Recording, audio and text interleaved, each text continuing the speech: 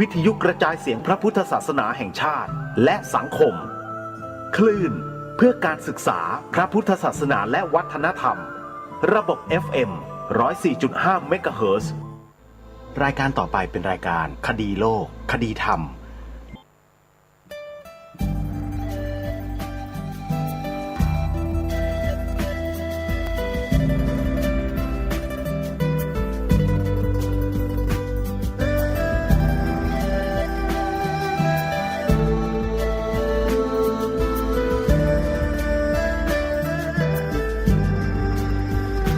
กล้าคิด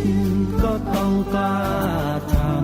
ำอย่ากลัวถ้าทำความดีเร่งศึกษาปัญหาให้ทันท่วงทีเมืองไทยจะพัฒนากว่านี้รายการดีคดีโลกคดีธรรม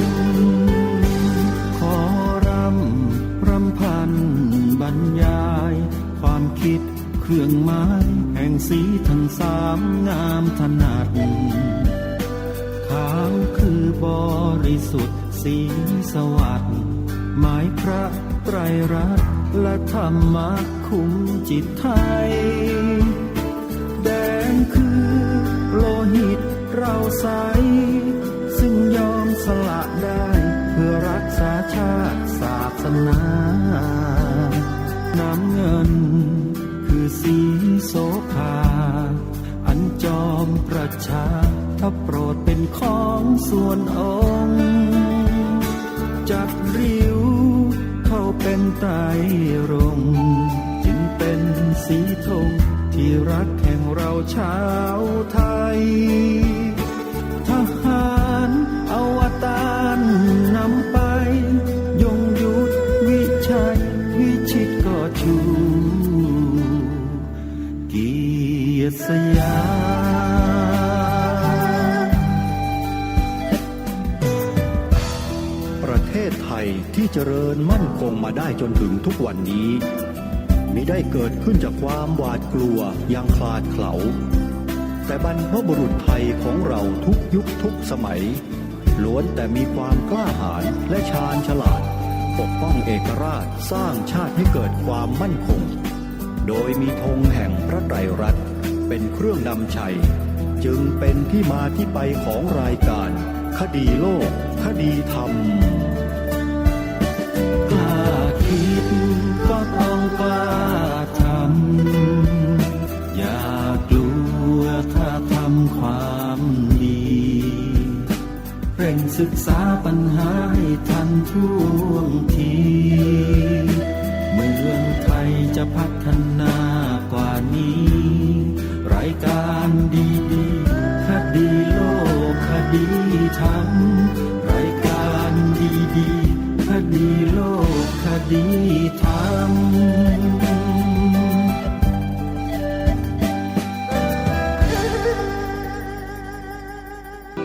แด่พระรัตนตรัยถวายความเคารพพระมหาเถระพระเถรานุเถระทุกท่านขอความสุขความเจริญในธรรมจงบังเกิดมีแด่ท่านสาธุชนที่กำลังติดตามรับฟังรายการจากสถานีวิทยุแห่งนี้ทุกท่านขอนำท่านผู้ฟังเข้าสู่รายการคดีโลกคดีธรรม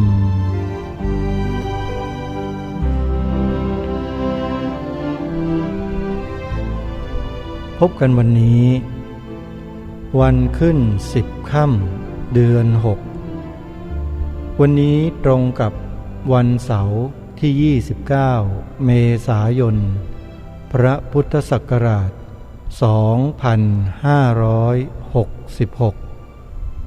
ก่อนที่จะมาฟังเนื้อหาสาระของรายการในวันนี้ขอให้พวกเราชาวไทยทุกหมู่เหล่าจงน้อมจิตให้เป็นกุศลรำลึกถึงพระมหากรุณาธิคุณเป็นล้นพ้นขององค์พระบาทสมเด็จพระเจ้าอยู่หัวผ ภูมิพลอดุลยเดชมหาราชผู้ทรงพระคุณอันประเสริฐร่วมกันเนื่องด้วยวันนี้วันที่9มิถุนายนพระพุทธศักราช2559องค์พระบาทสมเด็จพระเจ้าอยู่หัว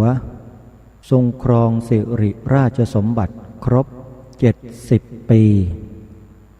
ถือว่าเป็นองค์พระมหากษัตริย์ที่ทรงครองราชย์ยาวนานที่สุดในโลก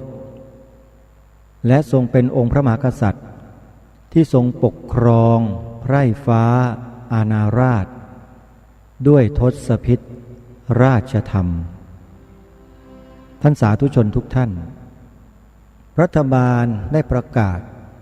ให้พวกเราชาวไทยทุกหมู่เหล่าแสดงออกถึงความจงรักภักดีด้วยการประดับประดาธงไตรรงค์ธงตราสัญลักษณ์เฉลิมฉลองการครองสิริราชสมบัติครบ70 ปีให้ทุกทั่วหน้าทั่วทั้งแผ่นดินนี่คือหน้าที่ของพวกเราชาวไทยที่จะต้องรำลึกถึงพระมหากรุณาธิคุณเป็นล้นพ้นขององค์พระบาทสมเด็จพระเจ้าอยู่หัวของเราร่วมกันถือว่าเป็นการแสดงออกถึงความสมัครสมานสามัคคีเป็นน้ำหนึ่งใจเดียวกันโดยเฉพาะพวกเราชาวพุทธคือผู้ที่ดำเนินรอยตามเบื้องพระยุคลบาทของพระองค์อย่างแท้จริงในการยอมรับนับถือสิ่งที่ถูกต้องที่บรรพชนไทยในอดีตรักษามาให้แก่พวกเรานั่นก็คือทรงเป็นพุทธมามกะเราในฐานะที่เป็นชาวพุทธยอมรับนับถือพระพุทธศาสนาต้องแสดงออกให้ปรากฏชัดว่าเราคือผู้จงรักภักดีแด่สถาบันพระมหากษัตริย์ของไทยเราอย่างมากมายและจริงจังเมื่อถึงโอกาสถึงจังหวะเวลาเช่นนี้พวกเราทั้งหลายจะต้องขนขวายจะต้องเร่งรีบทำในสิ่งที่ควรทำพูดในสิ่งที่ควรพูดคิดในสิ่งที่ควรคิดนั่นก็คือทำพูดคิดในทางที่ดีในทางที่เป็นกุศลแล้วก็ช่วยกัน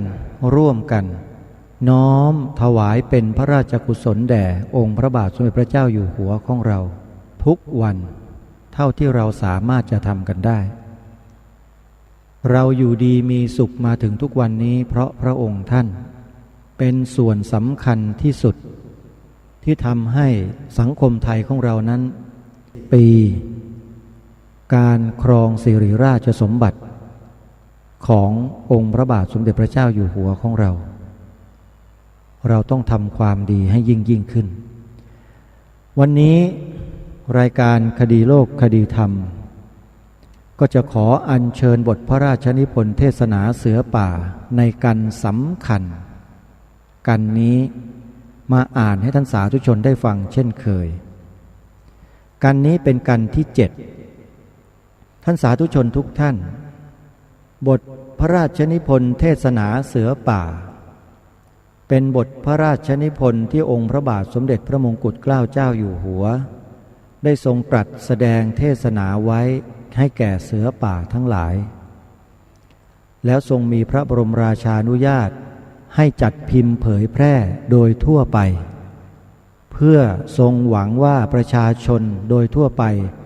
จักได้อ่านในสิ่งที่พระองค์ท่านทรงตั้งพระราชฤทัยไว้อย่างสูงยิ่งในการที่จะให้คนไทยเรานั้นมีศาสนาและศาสนาที่พระองค์ทรงประกาศให้พวกเราได้นับถือกันนั้นก็คือพระพุทธศาสนาการที่7วันนี้พระองค์ท่านทรงแสดงณวันที่2 สิงหาคมพระพุทธศักราช 2457 เรื่องศาสนาเป็นของสำหรับชาติ มีเนื้อความดังต่อไปนี้ ตามถ้อยคำที่ข้าพเจ้าได้กล่าวมาในกันก่อน บางทีผู้ฟังแล้วจะสำคัญไปว่าข้าพเจ้าเป็นผู้ที่มีความคิดแผลงจากครูบาอาจารย์ในการที่ไม่เชื่อปาฏิหาริย์แต่อันที่จริงถ้าท่านทั้งหลายสังเกตสักหน่อยแล้วจะแลเห็นได้ว่าตามความจริงข้าพเจ้าไม่ได้กล่าวว่าปาฏิหาริย์ไม่มีที่ข้าพเจ้ากล่าวนั้นคือกล่าวว่าปาฏิหาริย์ย่อมมีสาเหตุอย่างใดอย่างหนึ่งซึ่งเป็นไปโดยธรรมดาของโลกแต่หากไม่ได้ไตร่ตรองหรือตรวจตราพบเหตุเราไม่รู้ว่าเป็นเหตุอย่างไรแลเห็นแต่ผลทีเดียวเท่านั้นต่างว่าถ้าอยู่ดีๆเราจะแลเห็นควันขึ้นมาแล้วไม่มีไฟควันอันนั้นคงเป็นของอัศจรรย์นี่แหละปาฏิหาริย์เปรียบฉันใดควันในที่นี้ก็เปรียบฉันนั้นเหมือนกันถ้าคนเรามีความสามารถค้นให้ลึกลงไปคงได้ทราบสาเหตุแห่งปาฏิหาริย์แต่คนเราไม่ใช่เทวดาความรู้ของเราถึงจะมีมากปานใดถึงผู้ที่เป็นนักปราชญ์จะเรียนจากชาติใดภาษาใดก็ตามในเวลานี้ย่อมมีที่ขีดขั้นแห่งความรู้ถ้าไม่มีที่ขีดขั้นแห่งความรู้และเราอาจจะรู้ได้ไม่มีที่สุดเช่นนั้นแล้วเราทุกคนคงเป็นพระพุทธเจ้าเสียหมดแล้วคงรู้เท่าพระพุทธเจ้าเสียหมดแล้วนี่เราไม่รู้เท่าพระพุทธเจ้า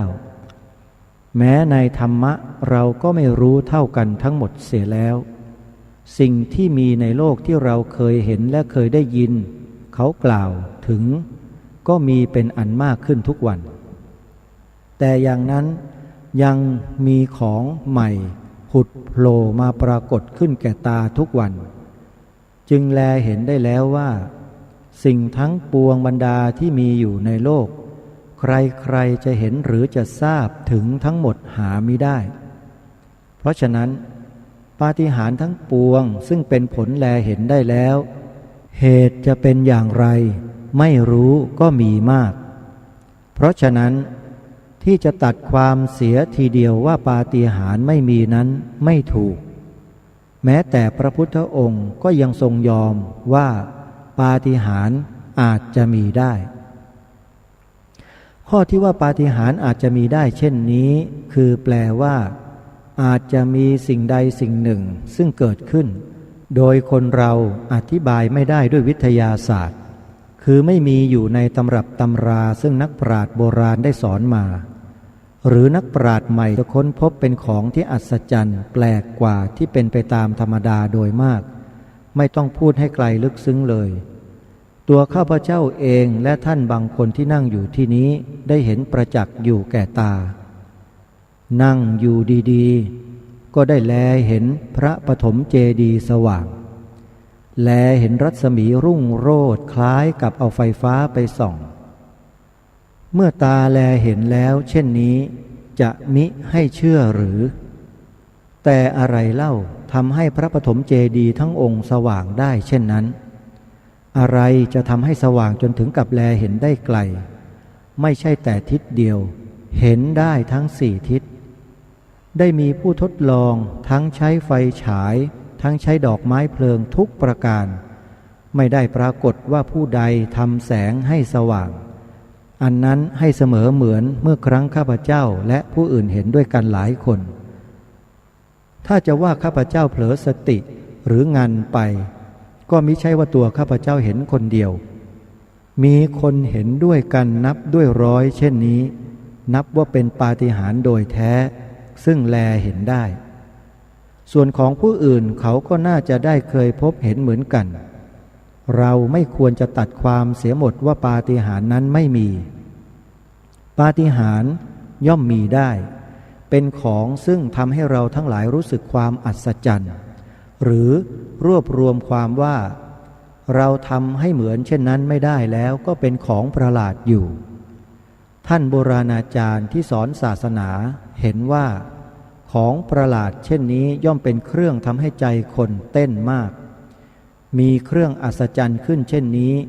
แม้ชี้ให้แลเห็นแล้วทำให้เราใจเต้นทำให้เราตกใจทำให้เราฮึกเหิมใจร่าเริงหรือมีอาการอื่นๆแล้วแต่ใจของคนผู้นั้นเช่นเมื่อครั้งแลเห็นพระปฐมเจดีย์ปาฏิหาริย์ถามกันแล้วความคิดความรู้สึกผิดกันทุกคนแต่คงย่อมเหมือนกันหมดอยู่อย่างหนึ่งคือตกตะลึงขนลุกขนพองทั้งนั้นท่านโบราณอาจารย์ชอบเอาเครื่องตกตะลึงเหล่านี้มาประดับเข้ากับศาสดาของตนผู้ที่นับถืออย่างเช่นข้าพเจ้าได้อธิบายครั้งก่อนการใช้ยกข้อปาฏิหาริย์ของศาสดาเป็นข้อยั่วใจคนให้บังเกิดความเลื่อมใสศรัทธานับว่าเป็นวิสัยของผู้สอนไม่ว่าศาสนาใดทั้งนี้เป็นความจำเป็นเพื่อจูงใจผู้ที่มีความคิดไม่ลึกซึ้งไม่มีปัญญาพอที่จะเล็งเห็นธรรมอย่างสูงสำหรับบุคคลชนิดนี้จำเป็นต้องหาอะไรล่อใจให้บังเกิดความตื่นเต้นเสียก่อนแล้วจึงจะสอนให้เข้าใจในทางธรรมะได้นี้เป็นพิธีเพาะศรัทธาซึ่งผู้สอนศาสนาต้องใช้อยู่แม้จนทุกวันนี้ข้อควรสังเกตมีอยู่อย่างหนึ่งคือถึงลัทธิจะผิดแผกแปลกกันอยู่บ้างในบางอย่างก็ตามแต่ความมุ่งหมายของผู้สอนศาสนาย่อมจะมีอยู่เหมือนกันคือตั้งใจประกาศศาสนธรรมซึ่งศาสดาของตนได้สอนไว้แล้วด้วยความหวังประโยชน์แก่ชนหมู่มากนั่นเองการประกาศศาสนาซึ่งมีลัทธิต่างกันเป็นธรรมดาย่อมจะต้องมีการแข่งแย่งแข่งขันกันและในการแข่งแย่งแข่งขันกันเช่นนั้นข้อที่มักจะพยายามกระทำต่อกันก่อนอื่นคือต้องแคะไขหาข้อบกพร่องในศาสนาอันเป็นคู่แข่งกันในการแข่งขันและแคะไขเช่นนี้มีข้อควรสังเกตอยู่อย่างหนึ่งกล่าวคือผู้ที่มีลัทธิดีด้วยกันศาสนาดีด้วยกันจึงจะติกันเปรียบเหมือนมิชชันนารีคริสตังพูดจาแคะไขพระพุทธศาสนานั้นด้วยเหตุใดเพราะเขารู้สึกอยู่ว่าดีเหมือนกันถ้าเขาไม่พูดจาแคะไขเราแล้วคนอาจจะเลื่อมใสของเรามากเกินไปที่ศาสนาของแขกดำศาสนาของพวกที่เอาคนมาฆ่าบูชายันและกินเนื้อมนุษย์เป็นต้นพวกมิชชันนารีถึงแม้จะพูดติเตียนก็ไม่สู้เอาใจใส่มากเท่ากับพระพุทธศาสนาตั้งแต่ไหนมาแล้วต้องพยายามแคะไขเพื่อให้พุทธศาสนานั้นเสื่อมเสียในชั้นต้นเมื่อชาวยุโรปยังไม่รู้จักพระพุทธศาสนารู้จักแต่ศาสนามหมัดถึงกับได้ลงในหนังสือคัมภีร์ของเขาในคำอ้อนวอนพระเจ้าว่าขอพระเจ้าผู้ทรงพระกรุณาจงได้โปรดให้ข้าพเจ้าทั้งหลายรอดพ้นจากมารจากผู้ร้ายและจากไอ้แขกมหมัดมาตอนหลังมีข้อความเพิ่มเติมว่าไอ้แขกมหมัดและบรรดามิจฉาทิฏฐิทั้งหลายมีพวกถือศาสนาพระพุทธเป็นอาทิข้อที่เขายกขึ้นแค่ไขพระศาสนาของเรามีอยู่อย่างหนึ่งคือเขาว่าพระพุทธศาสนาดีทุกอย่างเสียแต่เป็นศาสนาที่สอนไม่ให้คนทำอะไรเป็นศาสนาสำหรับคนเกียจคร้านข้อนี้แปลว่าอะไรแปลว่าเขาเห็นว่าศาสนาของเราทั้งหลายชี้หนทางให้มุ่งนิพพานนิพพานคืออะไรคือความสงบความศูนย์ความไม่มีอะไรเพราะฉะนั้นเขาจึงว่าศาสนาพระพุทธดีทุกอย่างเสียอย่างเดียวแต่ว่าความมุ่งหมายเป็นที่ตั้งนั้นคือให้ศูนย์ให้อยู่นิ่งๆมิให้ทำอะไรถ้าแม้ว่าเราไม่มีธรรมะสิ่งอื่นนอกจากบอกว่าเขาทุกคนเกิดมาต้องมุ่งหมายพระนิพพานเป็นที่ตั้งเช่นนี้แล้วคำที่เขาพูดว่ามุ่งแต่จะให้สูญให้ตายให้ดับไปไม่มีมุ่งเดินไปข้างหน้าบ้างเลยก็จะนับว่าเป็นถ้อยคำอันถูกต้องอยู่ แต่ศาสนาของเราจะถือแคบอย่างนั้นหรือพระพุทธวจนะมีแต่ว่าให้เรามุ่งหมายนิพพานเช่นนั้นหรือถ้าเช่นนั้นแล้วตั้งแต่พระพุทธเจ้าเสด็จสู่ปรินิพพานมาก็ 2,000 ปีกว่าแล้วคนทำไมยังคงนับถือพระองค์อยู่ได้ก็ไม่ใช่เพราะธรรมะของพระองค์กว้างขวางพอที่จะให้มนุษย์นับถือได้หรือนี้ก็เป็นพยานปรากฏอยู่เองไม่จำเป็นต้องหาสิ่งอื่นอีกประการหนึ่งความมุ่งหมายของศาสนาทุกศาสนาคืออะไรคือต้องการความสงบต้องการความสัตย์ต้องการพ้นจากทุกข์มิใช่หรือศาสนาพราหมณ์พวกฤาษีอุตสาห์ทรมานตัวทรมานใจเข้าฌานหรือที่สุดยอมสละชีวิตเพื่อมุ่งอะไรเพื่อมุ่งไปสู่พรหมโลกเพื่อมุ่งได้ไปเกิดเป็นพรหมซึ่งเรียกกันตามภาษาสามัญของเราว่าเป็นพรหมลูกฟักไปนอนกลิ้งอ้าปากอยู่ตีนก็ไม่มีมือก็ไม่มีในที่สุดต้องการอะไรบำเพ็ญให้มากพอแล้วได้เข้ารวมอยู่ในพระปรพรหมคือพระเป็นเจ้าสูงสุดในชั้นพรหมโลกศาสนาคริสต์เองสอนอย่างไรสอนให้บุคคลลุกขึ้นเดินขวนขวายเที่ยวหาประโยชน์อย่างนั้นหรือคำพระเยซูเองมีปรากฏอยู่แล้วข้าพเจ้าจะอ่านให้ท่านฟัง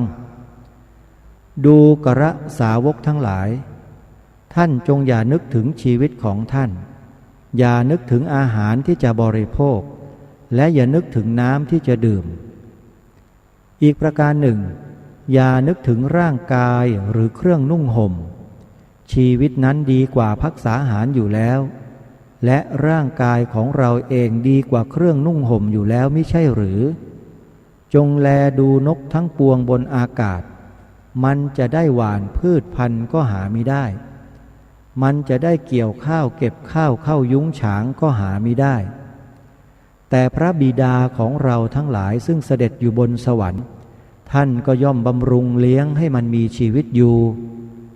ก็ท่านทั้งหลายจะดีกว่าสัตว์นั้นๆหรือส่วนเครื่องนุ่งห่มจงแลดูดอกไม้ที่ในกลางทุ่งซึ่งมันเกิดขึ้นอย่างไรมันจะต้องทำงานก็หามิได้มันจะต้องปั่นฝ้ายก็หามิได้แต่เราก็กล่าวแก่ท่านทั้งหลายถึงแม้โซโลมอนผู้มีศักดานุภาพใหญ่ยิ่งจะสู้ดอกไม้ในทุ่งนั้นก็หามิได้ก็ถ้าแม้พระเป็นเจ้าทรงพอพระหฤทัยที่จะตกแต่งต้นหญ้าในทุ่งซึ่งจะยังเป็นอยู่ในวันนี้และวันรุ่งขึ้นก็จะล้มตายไปนั้นไซร้พระเป็นเจ้าจะไม่ทรงกรุณาแก่เราทั้งหลายผู้เป็นข้าของท่านเช่นเดียวกันหรือเหตุดังนี้ท่านทั้งหลายจงอย่าได้นึกได้ฝันมัวพะวงว่าเราจะกินอะไรหนอเราจะดื่มอะไรหนอเราจะหาเสื้อผ้าอะไรหนอพระบิดาของเราทั้งหลายซึ่งอยู่บนสวรรค์ย่อมทรงทราบอยู่แล้วว่า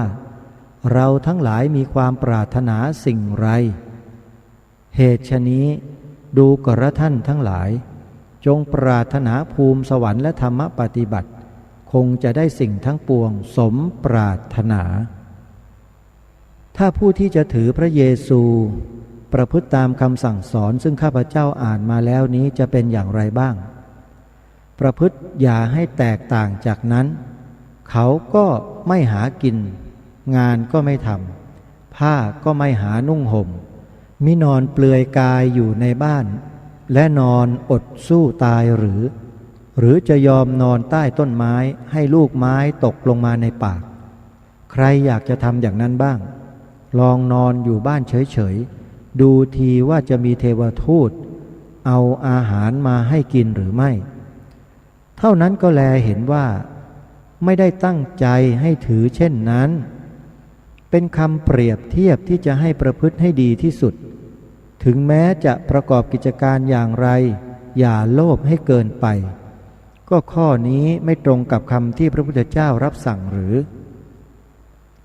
ใจความของศาสนาคำสั่งสอนสำคัญของพระพุทธเจ้าซึ่งเราทั้งหลายควรจะจำใส่ใจไว้คือทำดีได้ดีทำชั่ว ได้ชั่วทำทั้งสองอย่างคือทำดีทำชั่วจึงจะได้ผลถ้าไม่ทำอะไรก็ไม่ได้อะไรทั้งสองอย่างเพราะฉะนั้นที่เขาว่าศาสนาพระพุทธเป็นศาสนาที่นั่งนิ่งถูกหรือไม่ถูกผู้ที่พูดเช่นนั้นเป็นผู้ที่ไม่ได้ศึกษาพระพุทธศาสนาจริงและฝรั่งเขาพูดเช่นนั้นโดยสำหรับจะให้แลเห็นว่าศาสนาของเรามีที่บกพร่องฝ่ายไทยเราซึ่งได้ฟังคำพูดเช่นนี้มาก็นิ่งตอบเขาไม่ได้เพราะเหตุใดไทยเราที่จะไปรับคำนี้มาที่จะได้ฟังคำติเตียนอันนี้มามักเป็นนักเรียนที่ได้ไปเรียนในยุโรปซึ่งไม่ได้รู้ศาสนาของตัวเองเสียก่อนได้ยินเช่นนั้นครั้นจะเถียงมูมามไปถ้าเขาเอาหนังสืออะไรมาแบก็จะเสียทีนั่นจำพวกหนึ่งอีกจำพวกหนึ่งเป็นพวกซึ่งมีความรู้วิชามากมีธุระมากการงานเต็มมือไม่มีเวลาที่จะถือศาสนาและใช่แต่เท่านั้นฝรั่งเขาเป็นคริสตังฝรั่งเขาศรีวิไลเพราะฉะนั้นคริสตังเป็นศาสนาที่ศรีวิไลมีผู้คิดเช่นนี้ก็มากแท้จริงผู้ที่คิดไปเช่นนี้เป็นผู้ที่ไม่รู้ความจริงและยังมีความจริงเข้าใจคลาดเคลื่อนอยู่บ้างการที่ฝรั่งเขาถือศาสนาคริสตังท่านทั้งหลายเข้าใจหรือว่าเพราะเหตุใดฝรั่งเขาเห็นเหมือนกันว่าศาสนาพระพุทธของเราเนี่ยมีธรรมะดีๆเท่ากับของเขาทุกอย่างหรือดีกว่าของเขาก็มีแต่ทำไมเขาถือศาสนาพระพุทธไม่ได้เพราะศาสนาคริสตังได้ไปถึงเมืองเขาก่อนนานปู่ย่าตายายของเขาทั้งหลายได้ถือศาสนาคริสตังมานานแล้วถ้าจะเปลี่ยนมารู้สึกว่าดูเหมือนแปลงชาติอีกในหนึ่งตรงกับคำที่เขากล่าวว่าศาสนาพระพุทธนั้นบางทีจะดีแต่ไม่ใช่ศาสนาสำหรับชนผิวขาวเป็นศาสนาสำหรับชนผิวเหลืองเท่านั้นก็เมื่อเขาเห็นว่าศาสนาเกี่ยวกับผิวหนังไม่ได้เกี่ยวกับความเชื่อจริงเช่นนี้คนเราผิวเหลืองเสียแล้วผิวเราสำหรับกับพระพุทธศาสนาถึงแม้จะนิยมความศิวิไลของฝรั่งไปถือคริสตศาสนานึกหรือว่าเขาจะนิยมนับถือเราแท้จริงต้องเปลี่ยนผิวเสียก่อนเขาจึงจะเชื่อเหตุฉะนี้ข้าพเจ้าเห็นว่าท่านทั้งหลายเป็นเพื่อนไทยด้วยกันอย่างไรเราก็ลืมผิวของเราไม่ได้ถึงแม้เราอยากย้อมก็เปลี่ยนผิวไม่ได้แม้เราจะเปลี่ยนถือศาสนาคริสตังเขาก็อาจจะดูถูกเมื่อเป็นเช่นนี้ควรหรือเราจะเปลี่ยนไม่ควรเลยพระพุทธศาสนาถึงเมืองเราก่อนพระพุทธศาสนาเป็นศาสนาสำหรับชาติเราจำเป็นต้องถือด้วยความกตัญญูต่อบิดามารดาและต้นโคตรวงของเราจำเป็นต้องถือไม่มีปัญหาอะไรเมื่อข้าพเจ้ารู้สึกได้แน่นอนจึงได้กล้าลุกขึ้นยืนแสดงเทศนาพระพุทธศาสนาแก่ท่านทั้งหลายโดยหวังแน่ว่าบรรดาท่านทั้งปวงซึ่งเป็นคนไทยเมื่อรู้สึกแน่นอนแล้วว่า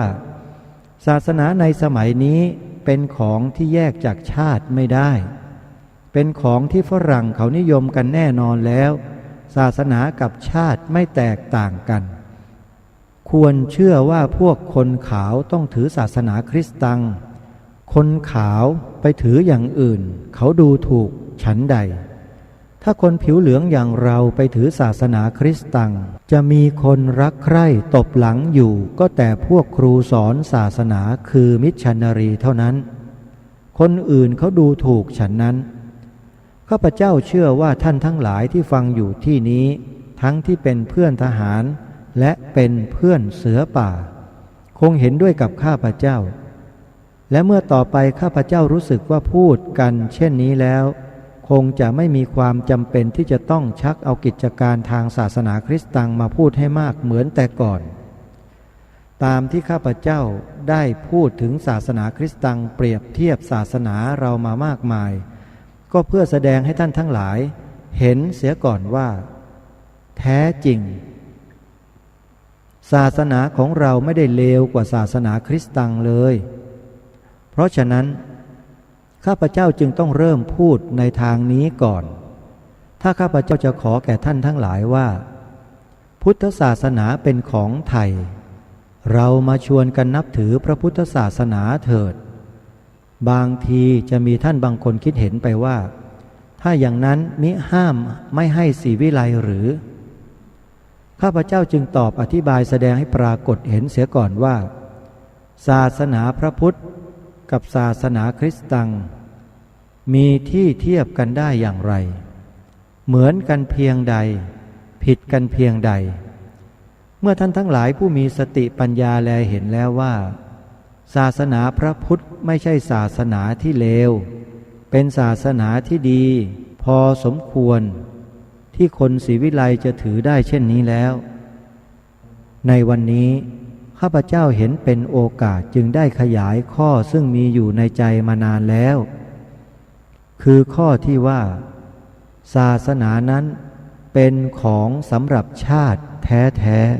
ๆขอกล่าวซ้ำอีกว่าถึงแม้คนเราจะถือพระพุทธศาสนาอยู่ก็ไม่ศรีวิไลน้อยลงไปถึงแม้จะแปลงไปเข้ารีดถือศาสนาคริสต์ตังก็ไม่ศรีวิไลมากขึ้นผู้ที่แปลงศาสนาคนเขาดูถูกยิ่งเสียกว่าผู้ที่แปลงชาติเพราะเขาย่อมเห็นว่าสิ่งที่นับถือเลื่อมใสกันมาตลอดครั้งปู่ย่าตายายตั้งแต่เด็กมาแล้วเป็นของสำคัญอันหนึ่งซึ่งแสดงให้เห็นว่าคนนั้นมีความสัตย์มีความมั่นคงในใจหรือไม่เมื่อมาแปลงชาติศาสนาได้แล้วเป็นแลเห็นได้ทันทีว่าเป็นคนไม่มั่นคงอย่าว่าแต่อะไรเลยศาสนาที่ใครทั้งโลกเขานับถือว่าเป็นของสำคัญที่สุดเขายังแปลงได้ตามความพอใจหรือเพื่อสะดวกแก่ตัวของเขานับประสาอะไรกับความประพฤติของสำคัญเช่นศาสนาแปลงได้เพื่อความสะดวกแล้วความสัตย์อาจจะทิ้งได้เพื่อความสะดวกความซื่อตรงอาจจะทิ้งได้เพื่อความสะดวกเหมือนกันเหตุฉะนี้ผู้แปลงศาสนาถึงแม้จะไม่เป็นผู้พึงเกลียดชังแห่งคนทั่วไปก็ย่อมเป็นผู้ที่เขาสามารถจะเชื่อได้น้อยเพราะเหตุฉะนั้นเป็นความจำเป็นที่เราทั้งหลายผู้เป็นไทยจะต้องมั่นอยู่ในศาสนาพระพุทธซึ่งเป็นศาสนาสำหรับชาติเราแต่การที่จะถือจริงโดยไม่รู้ก็ย่อมจะหาความมั่นคงยากเปรียบเหมือนปลูกเรือนบนที่เลนซึ่งมีแต่จะทรุดไปทุกทีทุกทีเหตุฉะนี้ต้องมีความรู้จริงเป็นรากจึงจะปลูกเรือนมั่นคงอยู่ได้สิ่งซึ่งจะทำความมั่นคงในการถือศาสนาก็มีอยู่แต่เพียงต้องการรู้ว่าในการถือศาสนาก็มีอยู่แต่เพียงต้องรู้ว่าในศาสนานั้นมีคำสอนอย่างไรมีข้อควรปฏิบัติได้เพียงใดบ้างต่อไปในวันหน้าข้าพเจ้าจะได้เริ่มกล่าวถึงธรรมซึ่งข้าพเจ้าเห็นควรเราทั้งหลายซึ่งมีหน้าที่เป็นทหารเป็นเสือป่าควรประพฤติได้โดยไม่เสื่อมเสียหน้าที่ของเราและหวังใจว่าคงจะเป็นประโยชน์แก่ท่านทั้งหลายโดยทั่วกัน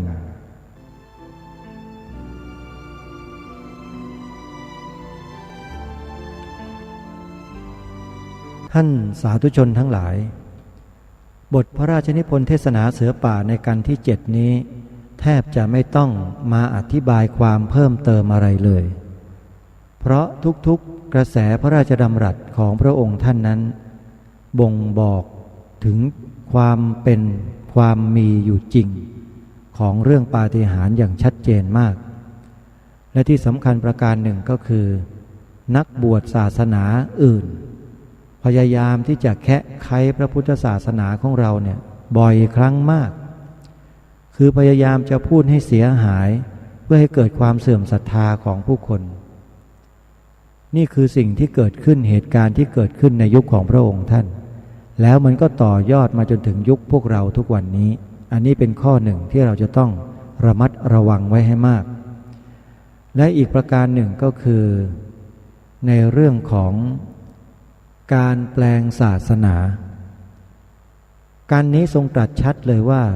ผู้ที่แปลงศาสนาคนเขาดูถูกเสียยิ่งกว่าผู้ที่แปลงชาติท่านสาธุชนทุกท่านประเทศไทยของเราเนี่ยน่าจะมีข่ายหรือว่าเข้าข่ายในการกระทำเยี่ยงนี้ไม่มากก็น้อยอย่างที่เราทราบข้อมูลกันสรุปก็คือว่าการนี้ทรงสอนพวกเราให้รู้จักคำว่าปาฏิหาริย์ไม่ให้เชื่อคือให้รู้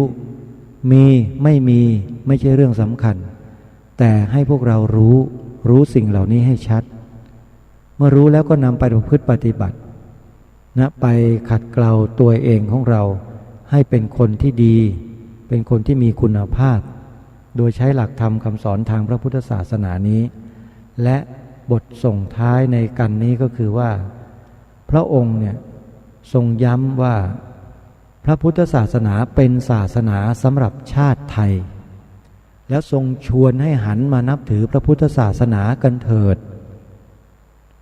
ทรงชักชวนให้คนไทยเนี่ยหันมานับถือพระพุทธศาสนากันให้จริงจังนี่ท่านสาธุชนวันนี้เวลาของรายการหมดลงแล้วไว้ในวันต่อไปจะได้อัญเชิญบทพระราชนิพนธ์เทศนาเสือป่าในกันที่8มาให้กับญาติโยมสาธุชนได้อ่านต่อเนื่องจากกันนี้ต่อไปวันนี้เวลาหมดลงแล้วขอสมมุติยุติไว้แต่เพียงเท่านี้ขอความสุขความสวัสดีในธรรมจงบังเกิดมีแด่ท่านสาธุชนผู้ฟังทุกท่านทุกคนเทินขอเจริญพร